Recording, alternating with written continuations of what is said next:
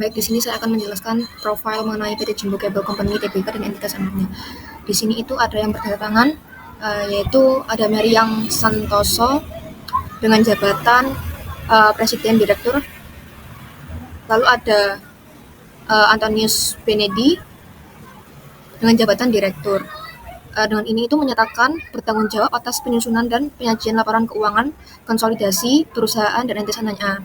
Lalu ada laporan yang kedua, ada laporan keuangan ke konsolidasi perusahaan telah disusun dan disajikan sesuai dengan standar akuntansi keuangan Indonesia. Lalu yang ketiga ini ada semua informasi dalam laporan konsolidasian perusahaan telah diungkapkan secara lengkap dan benar.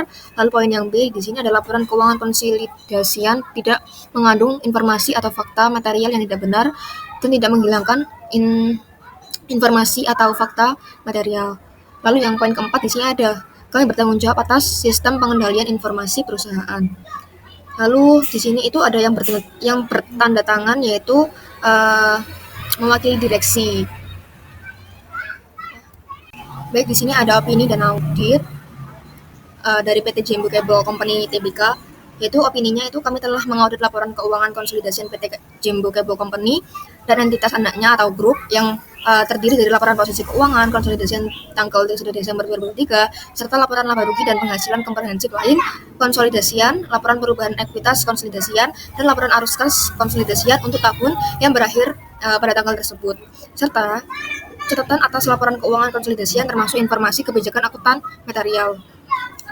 Lalu menurut opini kami, laporan keuangan konsolidasian terlampir menyajikan secara wajar dalam semua hal yang material, posisi keuangan konsolidasian grup tanggal 31 Desember 2023, serta kinerja keuangan konsolidasian dan arus kas konsolidasinya untuk tahun yang berakhir pada tanggal tersebut, sesuai dengan standar akuntansi keuangan di Indonesia.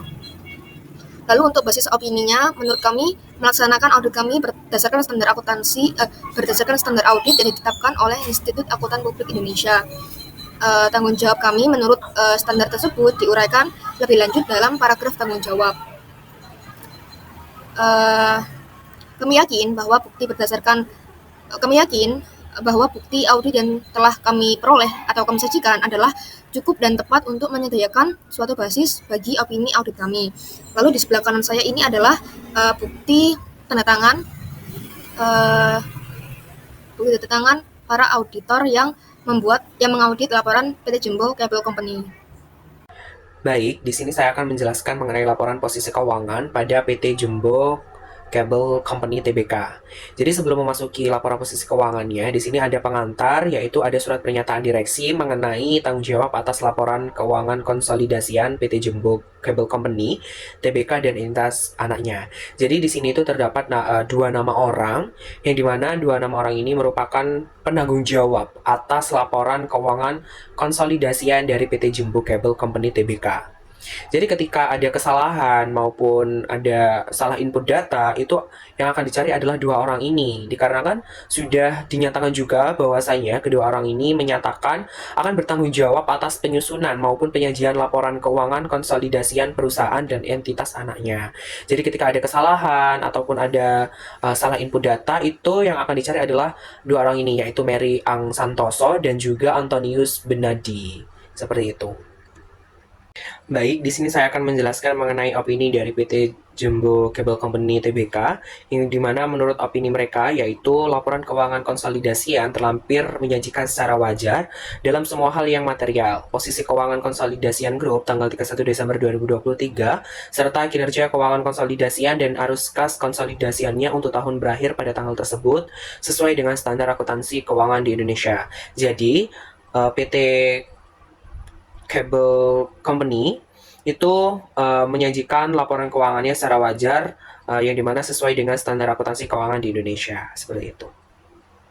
Baik, di sini saya akan menjelaskan mengenai laporan posisi keuangan konsolidasian PT Jumbo Cable Company Tbk, yang dimana di sini ada aset, yang dimana aset ini dibagi menjadi dua, yaitu aset lancar maupun aset tidak lancar, yang dimana aset lancar ini terdapat kas dan setara kas, lalu ada bank garansi, ada piutang usaha, piutang lain-lain, persediaan, uang muka, biaya dibayar di muka, pajak dibayar di muka, yang dimana pada tahun 2022 yaitu aset lancarnya sebesar 1.612.699.929 rupiah, sedangkan di tahun 2023 yaitu sebesar 1.593.571.789 rupiah, yaitu sepertinya terjadi kerugian di tahun 2023. Lalu ada aset tidak lancar seperti aset tetap bersih, aset pajak tangguhan, taksiran klaim pajak penghasilan, lalu ada aset keuangan tersedia untuk dijual, lalu ada aset tidak lancar lainnya, yang dimana jumlah aset tidak lancar ini yaitu pada tahun 2022 yaitu sebesar 587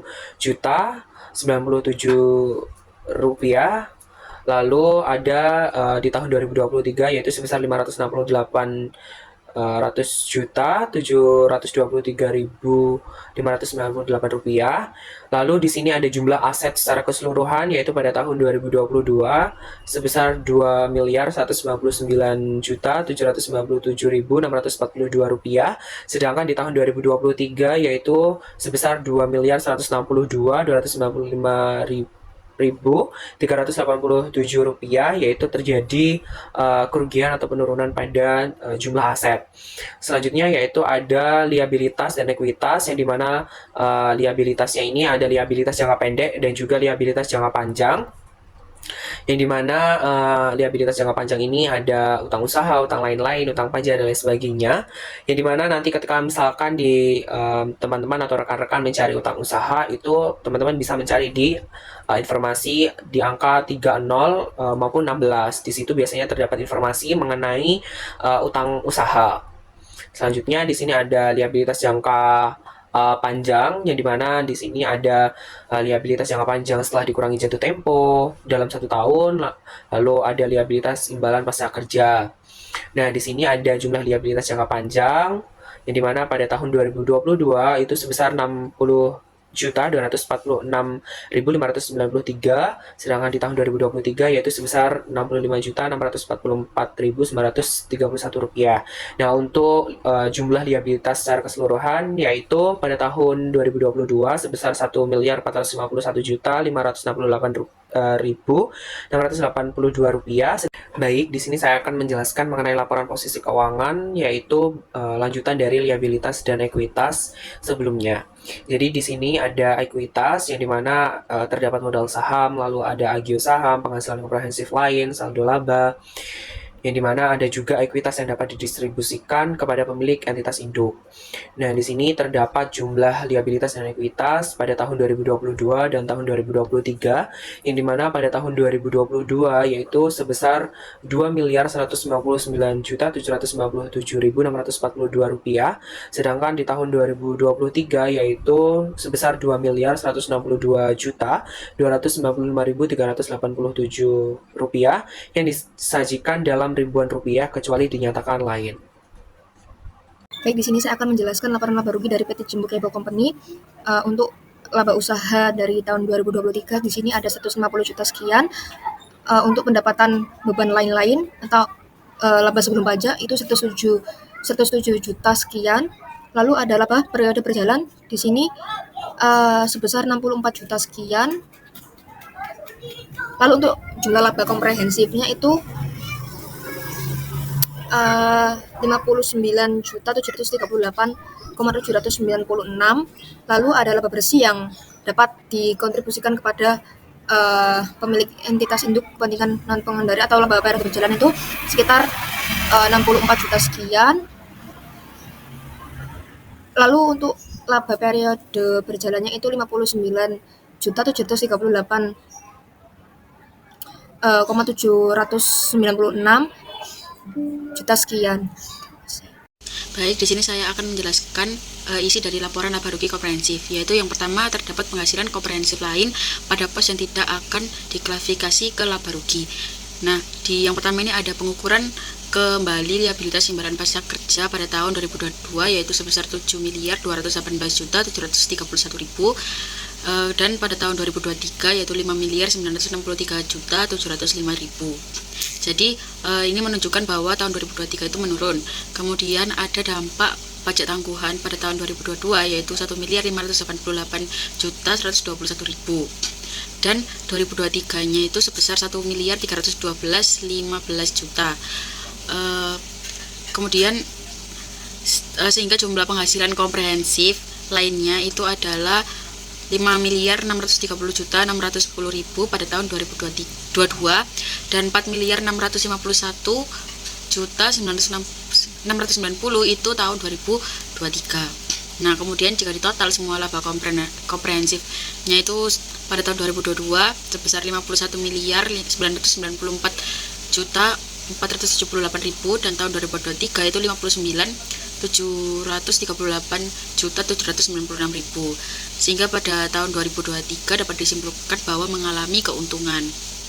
Selanjutnya adalah laba bersih komprehensif yang dapat diatribusikan kepada pemilik entitas induk, yaitu pada tahun 2022 adalah 51.994.370.000, sedangkan 2023 59.738.448.000.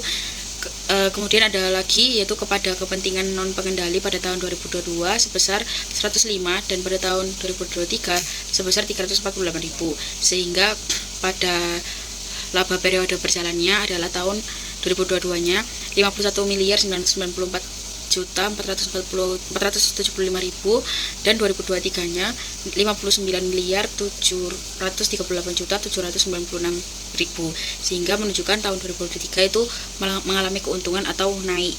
Selanjutnya di sini saya akan menjelaskan laporan arus kas dari PT Jembo Cable Company Tbk yang disajikan dalam ribuan rupiah. Jadi yang pertama ada arus kas dari aktivitas operasi. Ini untuk kas bersih yang diperoleh dari aktivitas operasi itu sebesar 185 miliar sekian. Kemudian untuk arus kas dari aktivitas investasi, kas bersihnya ini sebesar minus 13 miliar 996 atau hampir 14 miliar. Sedangkan arus kas dari aktivitas pendanaan untuk kas bersihnya ini sebesar 162 miliar. Untuk kenaikan kas dan setara kas sebesar 9 miliar sekian, dan kas dan setara kas pada awal tahun ini sebesar 148 miliar sekian, sehingga kas dan setara kas akhir tahun itu sebesar 158 miliar sekian. Nah, berdasarkan CALK, PT Jembo Cable Company Tbk ini menggunakan pendekatan prospektif. Jadi grup menerapkan model biaya di dalam pengakuan selanjutnya bagi aset tetap kecuali tanah, bangunan, dan juga mesin. Nah, grup melakukan perubahan kebijakan akuntansi atas aset tetap tanah, bangunan, dan mesin dari model biaya menjadi model revaluasi sejak tanggal 31 Desember 2015. Nah, hal ini dilakukan dengan mengacu pada PSAK 16 mengenai aset tetap yang menyatakan bahwa entitas harus memilih menggunakan model biaya atau model revaluasi dalam kebijakan akuntansinya dan diterapkan secara prospektif.